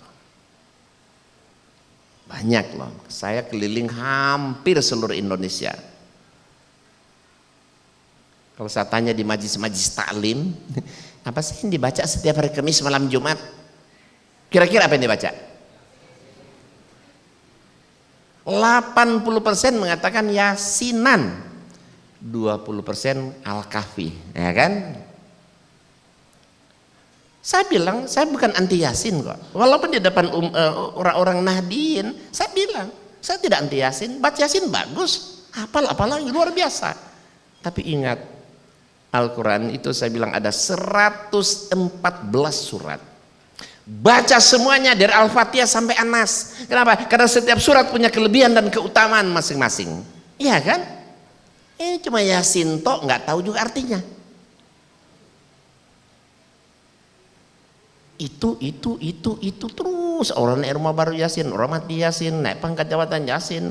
Ya terus aja berpuluh-puluh tahun. Ada satu kakek dan nenek suami istri ya. Suami istri kakek nenek. Saya tanya, kakek nenek hafal surat Yasin kira-kira usia berapa dulu? Apa jawaban si kakek dan nenek? Iya kira-kira masih usia 20 tahun kata. 20 tahun sudah hafal Yasin. Sekarang 80 tahun Yasin juga yang dihafal. Saya tanya, 60 tahun cuma hafal Yasin. Padahal Quran itu ada cuma sekian bulan terhafal, sekian tahun terhafal, ya kan? Kalau kakek nenek baca seluruh Quran hafal, sudah jadi habis Quran kakek dan nenek kan? Jadi apa? Iya juga ya dia bilang. Tapi sekarang sudah nggak kuat. Iya, sudah 80 tahun baru mau hafal Quran ya berat. Kenapa 60 tahun cuma Yasin toh? Ya rugi. Makanya orang penghafal Yasin, maaf saja, orang cuma hafal surat Yasin pasti wawasannya sempit. pasti wawasannya sempit. Kenapa? Dia cuma baca, hafal, dilakukan, nggak tahu artinya juga. Maka saya bilang, baca Quran, jangankan satu surat Yasin, satu huruf aja kan berpahala kan? Satu huruf berpahala. Jadi baca itu berpahala. Tapi mengerti itu lebih besar dong pahalanya. Mengamalkan gimana? Jauh lebih besar pahalanya. Kalau kita baca baca Al-Quran tanpa dimengerti, bagaimana kita membedakan mana perintah mana larangan? Bisa nggak kita membedakan mana perintah mana larangan? Nggak ngerti, lewat semua. Ketika kita baca ayat, ternyata ayat Allah menjanjikan kita beramal soleh akan dimasukkan ke surga yang mengalir sungai-sungai di bawahnya. Nggak happy, nggak bahagia, nggak enjoy, nggak senang. Nggak ngerti yang dibaca kok. Kalau kita berbuat dosa ini, Allah akan ancam masuk neraka jahanam kekal di dalamnya, nggak takut, nggak ciut, nggak gentar. Ya kan, nggak ngerti yang dibaca kok. Baca Quran tanpa dimengerti bisa berakibat dosa. Kita merasa berpahala tapi bisa saja dapat dosa. Bisa saja membuat kematian bagi kita. Contoh, ya ayyuhallazina amanu kutiba alaikumusiyam kama kutiba alal ladzina min qablikum la'allakum tattaqun. Hafal, baca.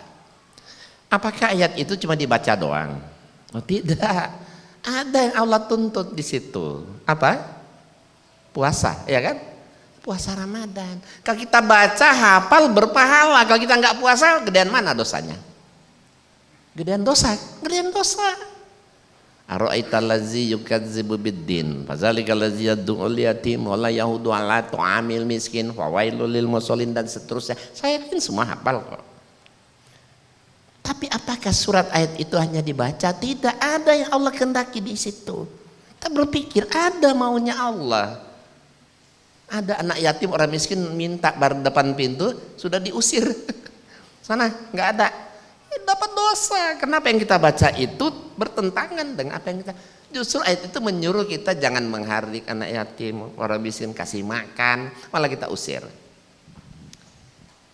Dapat dosa bukan pahala. Qul huwallahu ahad,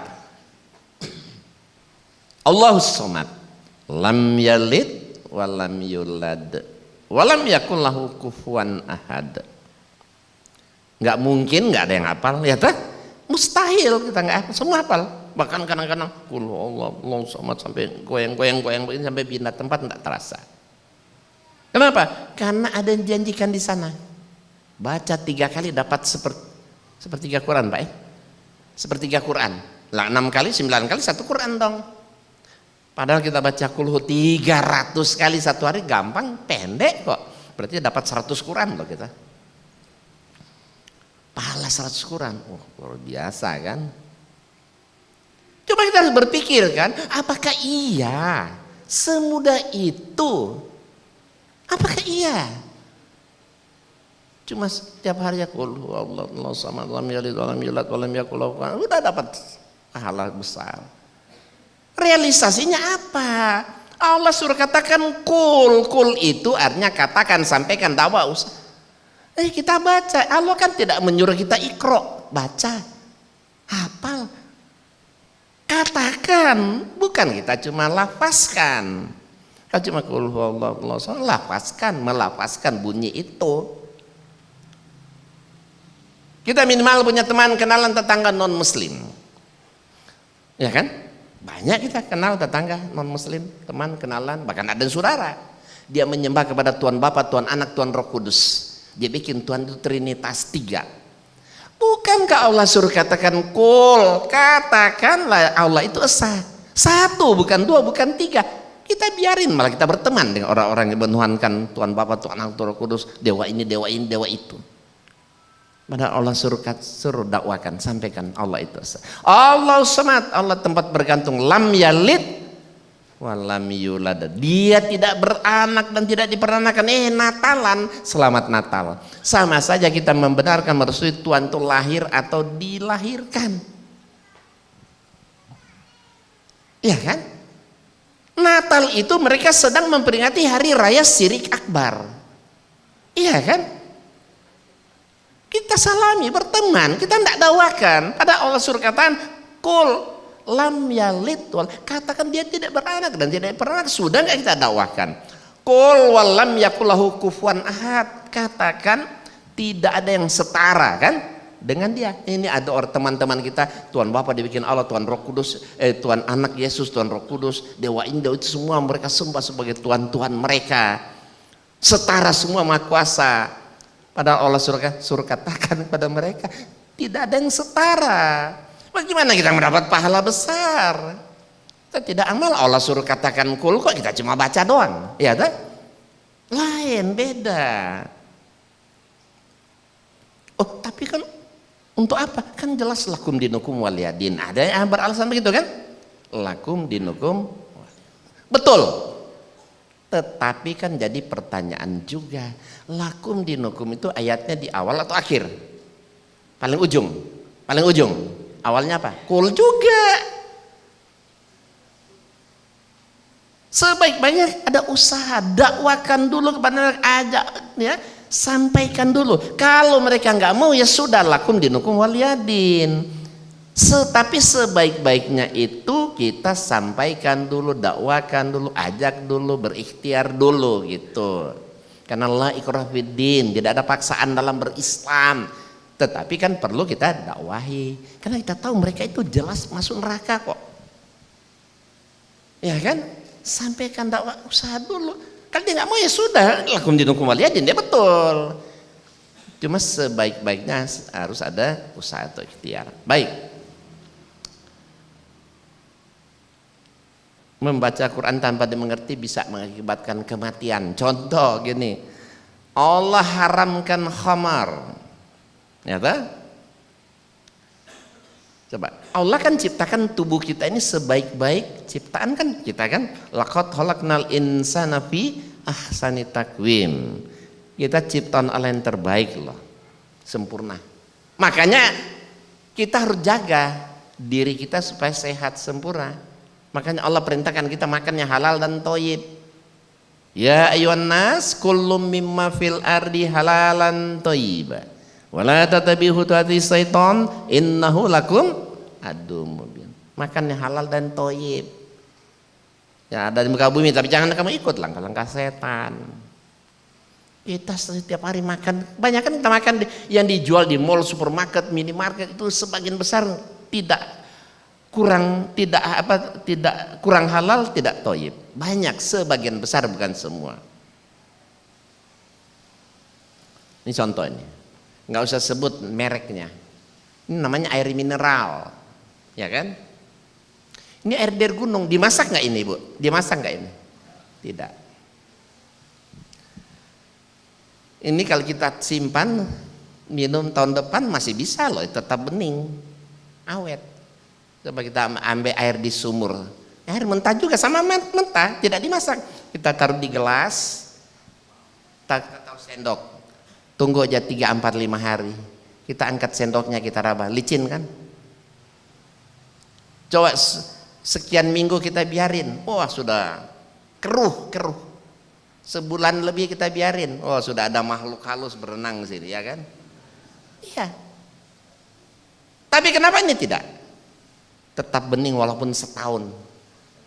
Ada rahasia perusahaan. Minimal ada 2 zat yang dimasukkan ke sini. Apa? Zat pembening dan anti lumut. Ya kan? Makanya dia tidak licin, tidak berlumut ini. Anti lumut dan zat pembening, tetap bening. Jadi ini aja tidak 100% halal dan thayyib. Mungkin halal kurang thayyib kira-kira, karena ada dirobah. Apalagi yang warna-warni nggak karu-karuan. Kerating dan extra jos, Coca-Cola, Fanta, Sprite, ratusan macam merek di kaleng maupun di botol. Itu kan pasti dicampur zat pewarna, ya kan? Pemanis, anti lumut, ya kan? Apalagi gas bahkan kan, dimasukin di gas, masukin gas di dalamnya. Coba kita taruh ini Coca-Cola, Fanta, Sprite, Katingre, Jos kita taruh di depan, kita minum semua. Bareng kita haus minum semua. Pasti habis minum, aduh mules perut kita kan. Mules, kenapa kita masukkan sesuatu yang gak halal dan thayyib ke dalam tubuh ciptaan Allah itu. Apalagi ini minuman keras, khamar. Jangankan segelas gini, setengah gelas aja gini kita minum. Hanya hitung detik ya, udah mulai koslet otak kita ini kan, miring, nggak normal. Anak kita bisa kita perkosa, orang tua kita bisa kita bunuh, ya kan? Ngomong sudah nggak karuan, nggak sopan, segala kotor-kotor.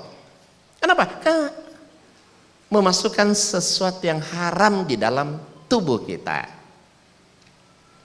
Makanya kita lihat ada orang minum khamar, sudah khamar haram dioplos, ada kan dioplos? Habis minum apa? Mati. Banyak kan yang mati? Ya kenapa? Karena mereka membaca Quran tidak paham. Ya itu. Akibatnya mati. Kalau dia baca Quran dia paham, dia amalkan, tidak mungkin dia akan minum, nggak mungkin. Ya. Makanya jangan heran zaman sekarang banyak orang masih muda sudah kena penyakit stroke. Padahal orang tua kita zaman dulu matinya tua-tua, nggak jarang kena penyakit aneh-aneh. Sekarang kan banyak baru sembuh ini ada lagi. Kenapa? Karena pola makan. Kita kadang-kadang bangga kan kita diundang makan di restoran siap saji, AW ada, KFC, CFC, McD, apalagi, ya kan? Bangga loh kita diundang di situ-situ. Padahal kita sedang disajikan makanan yang jauh dari halal dan thayyib. Logikanya ayam, kalau kita pelihara, kita potong itu, kita pelihara minimal 6 bulan loh baru bisa sembelih kan? Berarti ya lumayan gede, 6 bulan. Nah ayam disembelih di restoran-restoran siap saji itu kira-kira berapa minggu? Sebulan aja nggak ada Pak ya? 3 minggu loh umumnya ayam sudah disuntik, ya kan? Dibesarkan dagingnya. Selagi di dalam diri dia ada satu zat untuk memompa besar, kita makan. Digoreng kita makan. Memang sekali 2 kali nggak berasa. Tapi karena keseringan, nah itu disebut cikal bakal menjadi penyakit karena mengendap dalam perut kita. Makanya Allah perintahkan falyanzuril insanu illa ta'amih. Hendaklah manusia itu memperhatikan apa yang dimakan. Duren enak halal, ya kan? Kambing enak halal. Tapi kalau kita kolesterol tinggi kita makan duren, ya bisa kolaps juga kita kan. Jadi halal tapi tidak thayyib untuk kesehatan kita. Makanya Allah ingatkan falyanzuril insanu ila ta'ami. Hendaklah manusia itu memperhatikan apa yang dimakan. Jadi hadirin, kalau mau terjadi perubahan dalam hidup dan penghidupan kita, robah sistem baca Quran. Kalau selama ini kita hanya membaca, menghafal, melagu-lagukan, baca semuanya dari Al-Fatihah sampai An-Nas, dan itu pun kita baca artinya. Bagaimana kita mengamalkan perintah Allah, menjauh larangan kalau kita baca tanpa dimengerti? Enggak mungkin kan mengamalkan perintah Allah Al-Quran tapi kita baca lu baca aja, enggak bisa, kita enggak mengerti kok. Saya contoh. Ini contoh ya. Ini ada buku 10 alasan pengikut Yesus harus masuk Islam. Ada lagi satu ini, bagaimana menjawab pertanyaan dengan pertanyaan.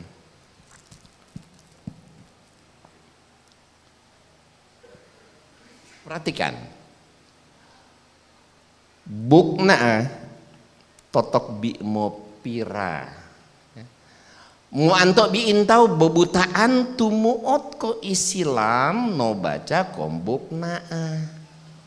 Ogianku ko inimu aka mo mangoy mo gama tontani konaa. Igay. Loh, kok diam semua? Kok diam semua? Gimana sih? Kenapa diam? Kagak mengerti kan? Kenapa nggak mengerti? Karena saya ngomong pakai bahasa kampung saya. Kalau saya pakai bahasa Manado banyak orang ngerti loh. Karena bahasa Manado mirip-mirip bahasa Indonesia. Saya pakai bahasa kampung saya maka tidak dimengerti kan? Tidak dimengerti karena tidak tahu bahasa apa. Sama saja kita baca Al-Quran. Al-Quran itu bukan bahasa kita kan? Iya kan? Bukan bahasa kita. Kalau kita baca doang, apa bedanya berarti tadi? Coba, apa bedanya sama tadi? Bengong aja semua kan? Sekarang saya terjemahkan apa yang saya baca tadi ya. Saya terjemahkan. Cepat-cepat dia dapat.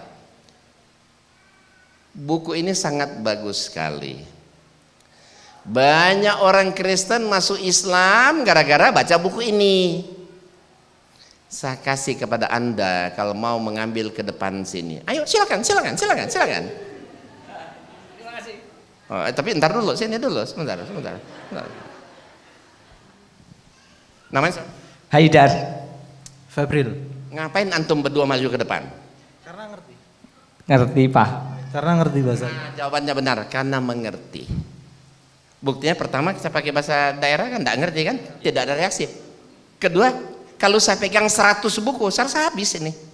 Semua berebutan maju ke depan ambil kan? Karena mengerti. Saya janji kan, kalau maju ke depan saya kasih. Nah, saya kasih, silakan ambil. Terima kasih. Maju ke depan, saya kasih kan? Nah, ambil, silakan. Nah, silakan. Saya tepati janji saya loh. Pertanyaannya, mungkin Allah ingkar janji?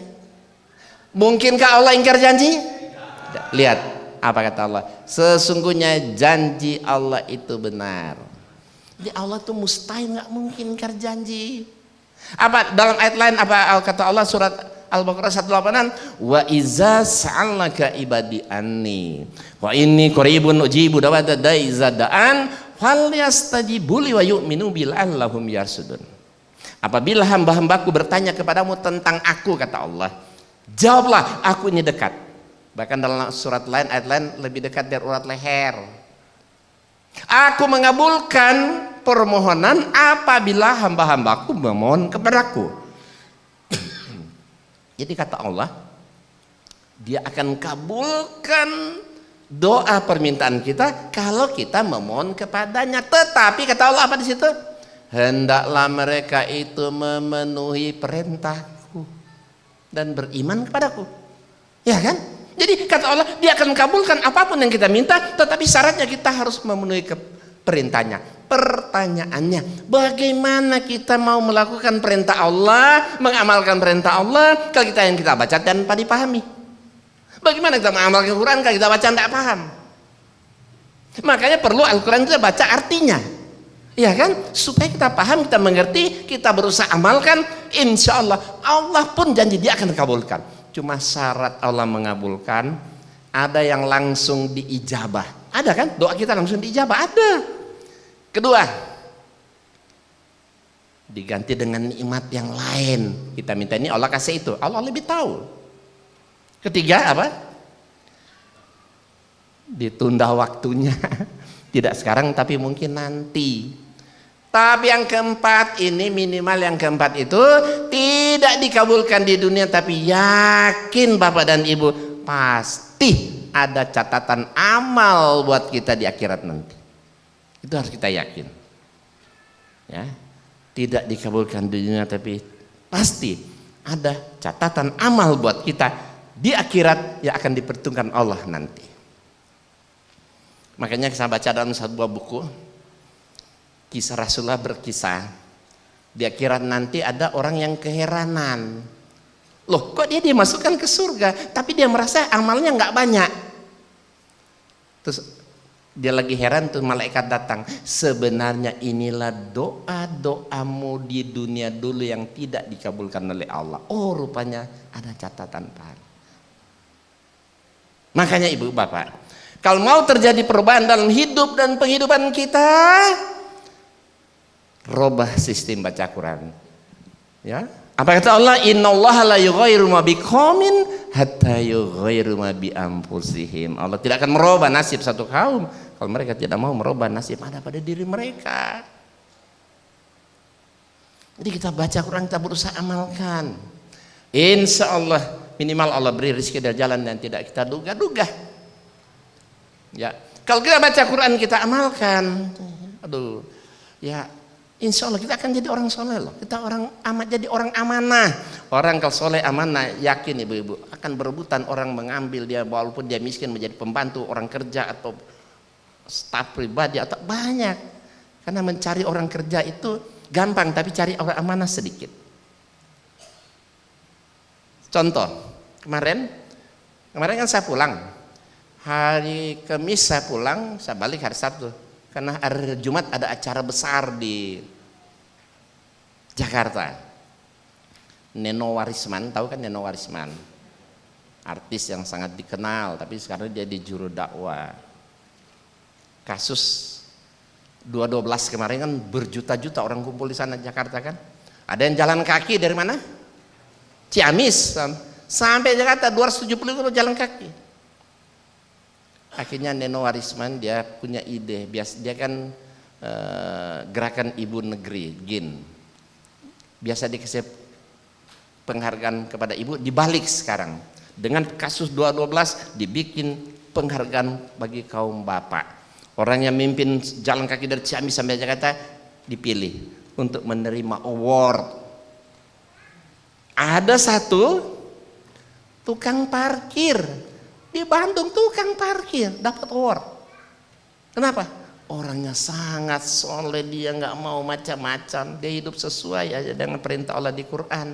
Cuma tukang parkir, dia bisa sekolahkan anaknya sampai sarjana semua. Tukang parkir. Kenapa? Karena dia soleh baik, dia rawat jaga, dia mobil orang, aturan parkir cuma 5.000 dikasih 20.000, iya kan?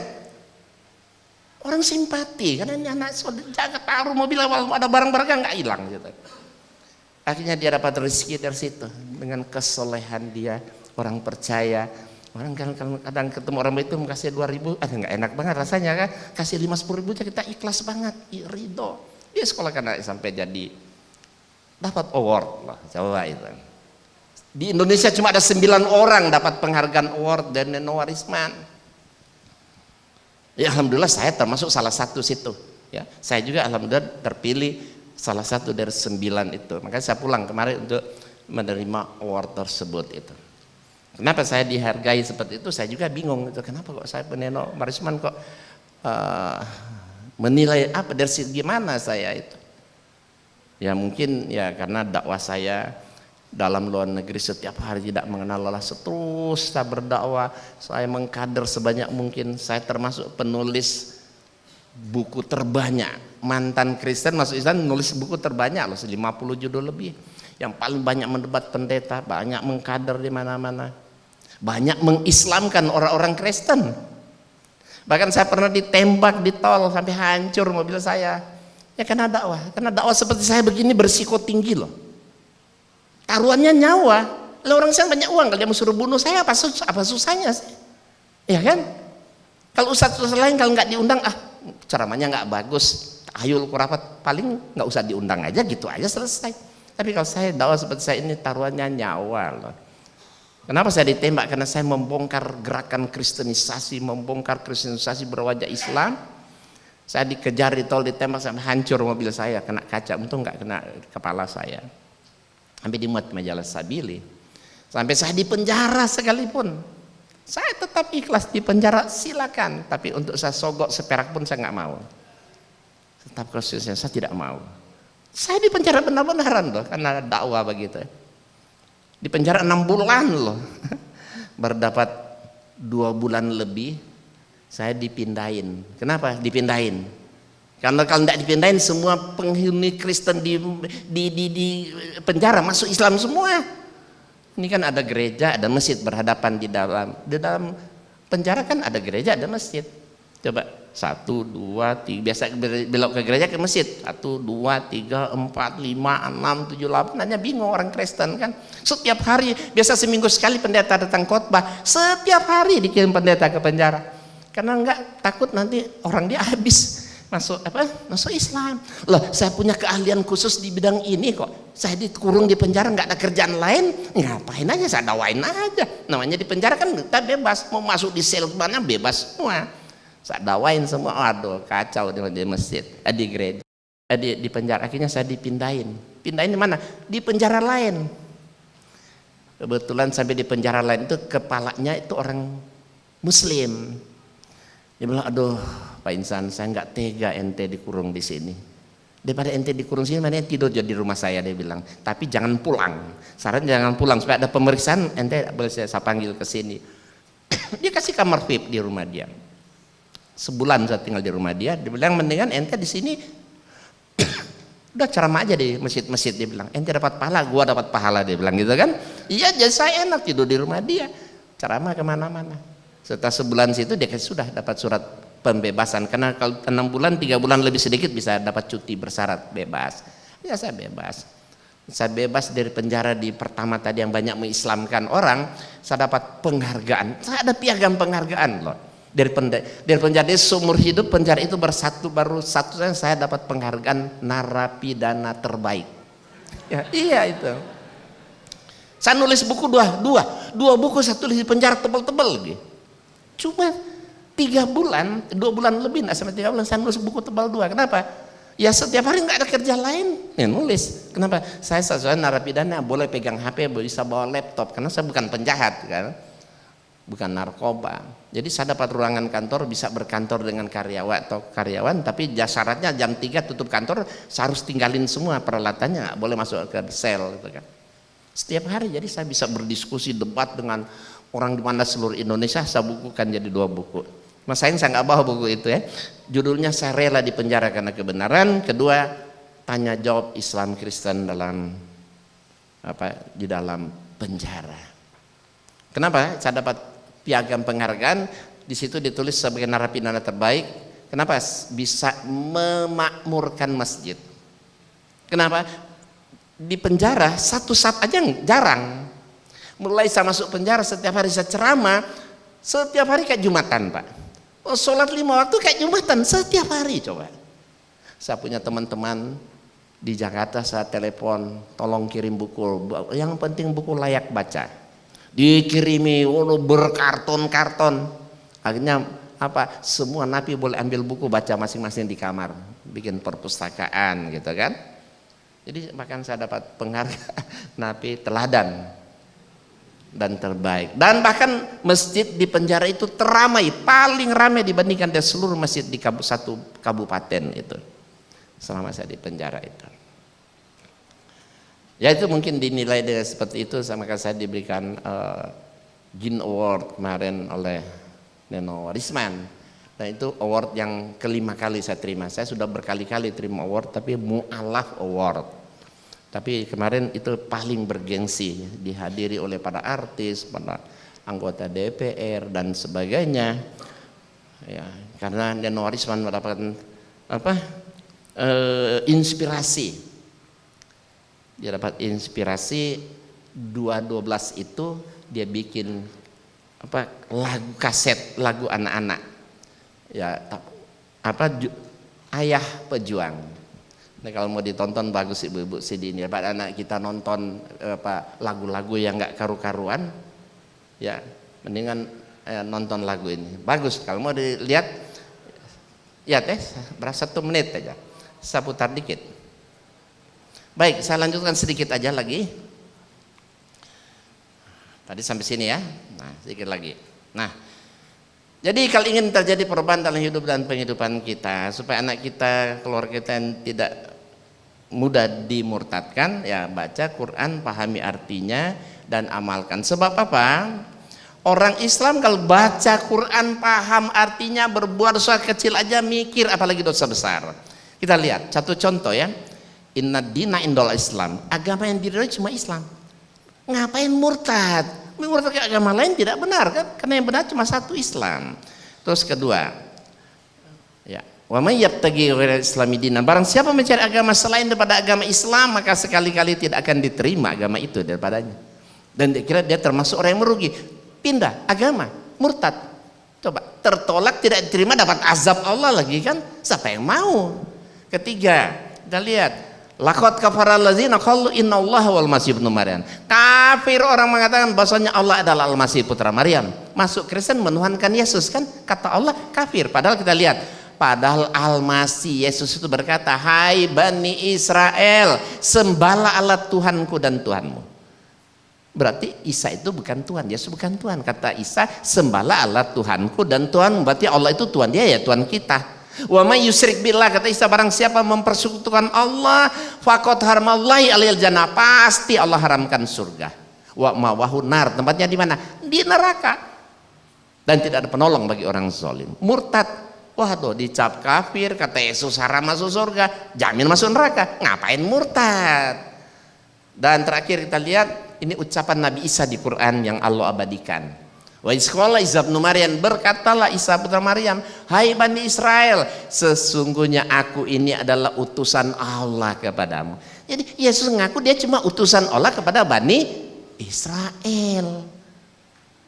Jadi semua nabi sejak Adam sampai Isa alaihissalam atau Yesus, mereka itu cuma nabi-nabi lokal, ya kan? Hanya nabi lokal, dan periodenya juga sudah selesai. Ibarat barang sudah expired. Bahasa kasarnya apa itu? Expired. Sudah kadaluarsa, sudah lewat masa Nabi Isa atau Yesus ini. Ya kan? Sudah digantikan, diteruskan oleh Rasulullah SAW. Bahkan Isa berkata apa? Akan datang seorang rasul sesudahku namanya Muhammad. Ngapain murtad ke Kristen? Rugi kan?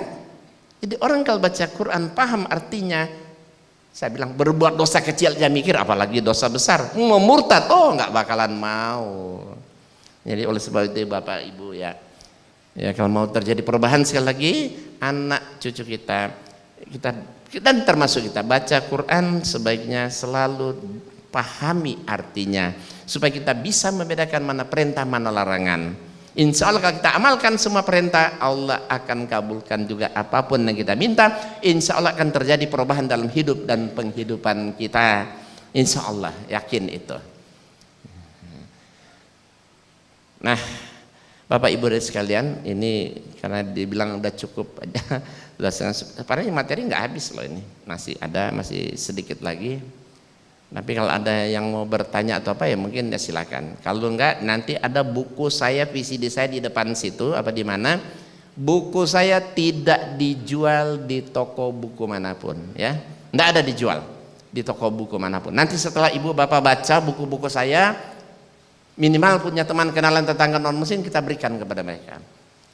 Nggak enak ngasih langsung, kirim lewat pos, pengirim hamba Allah, yang penting nyampe. Dengan membaca buku saya mereka akan tahu agama mereka bermasalah, tapi minimal mereka tahu Islam itu betul. Soal hidayah itu urusan Allah. Ya demikianlah Bapak Ibu dan sekalian, kalau mau bertanya atau apa ya saya serahkan kepada panitia. Kalau mau bertanya satu orang satu pertanyaan saja karena sudah malam ya. Silakan. Terima kasih Ustaz. Pertanyaannya begini, ketika dalam perjalanan naik kereta itu saya ditanya begini, agama Islam itu diturunkan di Mekah dan Madinah, daerah gurun pasir yang tandus, itu tidak cocok dengan kondisi alam Indonesia yang agraris. Yang cocok itu adalah agama yang dibawa oleh Yesus, karena diturunkan di Palestina, tanahnya subur seperti di Indonesia. Mohon ada penjelasan bagaimana mengkanter pertanyaan ini. Saya belum tahu di buku sudah ada atau belum, karena belum sempat saya membaca. Terima kasih.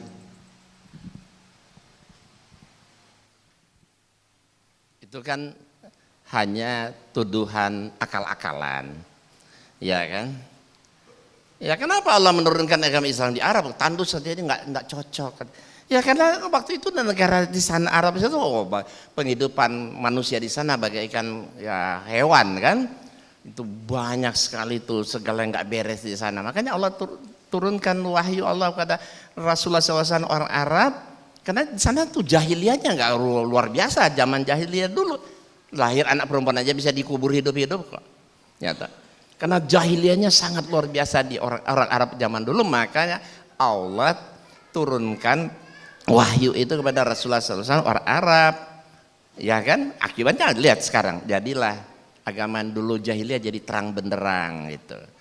Jadi Allah menurunkan itu wahyunya kepada siapa di mana, ya tersuka-suka dia dong. Masa mereka yang mengatur harus di Palestina Yesus ya mau di Palestina kayak Yesus diturunkan Yesus atau apa, tidak masalah. Yang penting kan misi Yesus itu kan sudah selesai. Dia cuma nabi rasul yang Allah utus hanya untuk menyelamatkan kaumnya Bani Israel. Sehebat apapun, subur apapun Palestina itu yang Allah turunkan Yesus, tapi dia itu satu agama yang Allah utus nabi itu hanya untuk menyelamatkan kaumnya Bani Israel. Dan periode ini tadi kan sudah saya bilang, sudah lewat, sudah expire. Ya kan? Nah, karena semua nabi hanya nabi-nabi lokal, maka Allah utuslah nabi yang terakhir Rasulullah SAW sebagai penutup para nabi, khataman nabiin, menggantikan apa yang pernah diutus dan turunkan sebelumnya menjadi satu agama yang rahmatan lil alamin, berlaku untuk semua manusia, berlaku untuk seluruh alam semesta. Wa ma arsalnaka illa rahmatan lil alamin wa ma arsalnaka illa kafatan linnas. Maka oleh sebab itu ya, siapapun manusia di muka bumi ini kalau tidak mau beriman kepada apa yang dibawa oleh Rasulullah SAW, mereka itu tidak akan pernah mendapatkan rahmat Allah, karunia Allah walau sedikit pun. Ini bisa dibaca di surat Al-Hadid, surat 57 ayat 29 yang terakhir ya. Jadi selama Yahudi Nasrani atau orang lain tidak beriman kepada Rasulullah atau tidak masuk Islam, itu mereka tidak akan pernah mendapat karunia Allah walau sedikit pun. Jamin mereka pasti masuk neraka. Jadi kalau masalah soal tempatnya diturunkan tadi itu kan cuma akal-akalan mereka. Ya. Kalau sudah makmur, negara sudah makmur, kaya raya, sudah aman, ngapain diturunkan situ? Nabi diutus itu, diutus tentu diturunkan di daerah-daerah yang jahiliyah semua supaya terjadi perubahan kan di sana. Itu kan cuma akal-akalan mereka aja, nggak ada dasar mereka mengatakan begitu.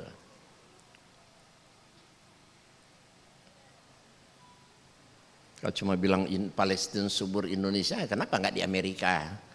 Ya kan, Amerika juga negara besar, makmur, kenapa nggak di situ aja Yesus diturunkan? Bahkan agama Kristen kok diturunkan di Palestina, pusatnya dibikin di Roma, ya kan? Apa hubungannya coba? Rasulullah, coba kalau kita enak kan di Arab juga kan? Iya kan, pusat agamanya di Arab juga, di mana Rasulullah wahyu diturunkan kepada Rasulullah orang Arab. Tapi ini coba Kristen diturunkan di Palestina, pusatnya di Roma, nggak nyambung kan? Tanya kenapa kok bikin di Roma, bilang.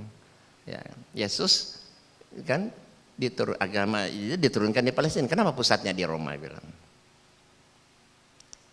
Jadi sehebat apapun agama Kristen yang mereka puja-puji, sanjung-sanjung, karena mereka suka selalu mengadu-adu antara Yesus dan Muhammad. Yesus banyak mukjizat katanya kan. Jadi saking hebatnya dia Tuhan, bisa melakukan macam-macam. Padahal mukjizat itu terjadi biiznillah. Dibaca di Quran semua mukjizat Isa alaihissalam. Nabi Isa betul banyak mukjizat. Kita akui di Quran iya, Bible ada. Bahkan ada mukjizat Isa di Quran tidak ada di Bible. Sebagaimana Isa bisa berbicara masih dalam buayan kan? Itu ada di Al-Quran, ada di Bible. Kalau Isa menyembuhkan orang sakit, menghidupkan orang mati, di Bible ada, ya Quran ada, diakui, tidak masalah. Kenapa Isa banyak mujizat? Kenapa? Karena Allah ingin membuktikan kepada Bani Israel bahwa dia itu betul-betul seorang nabi rasul yang diutus untuk mereka, supaya Bani Israel yakin dan percaya kan bahwa dia itu betul-betul seorang nabi rasul Allah, ya kan? Tapi apapun mujizat Nabi Isa yang terjadi, sehebat apapun semuanya, semua terjadi biiznillah, atas izin Allah. Bukan Isa yang hebat, bukan Yesus yang hebat, tapi Allah. Karena Allah kabulkan doanya, maka terjadilah mujizat itu. Kalau tidak. Nabi Isa nggak bisa berbuat apa-apa. Ya, saya rasa itu ya. Masih ada?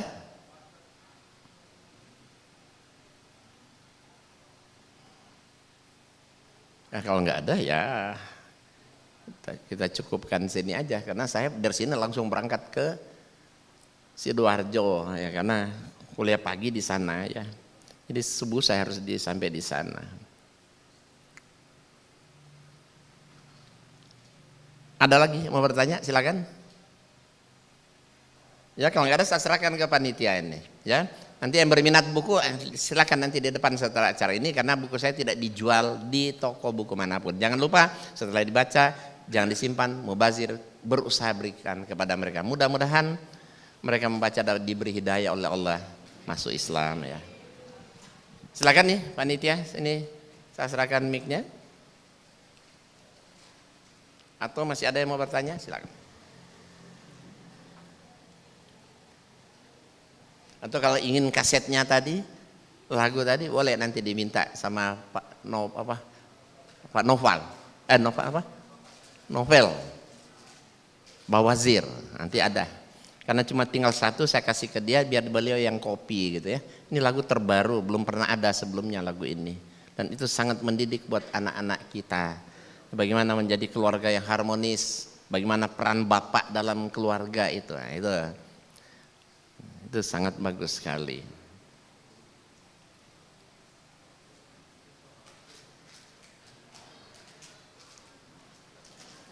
Udah nggak ada?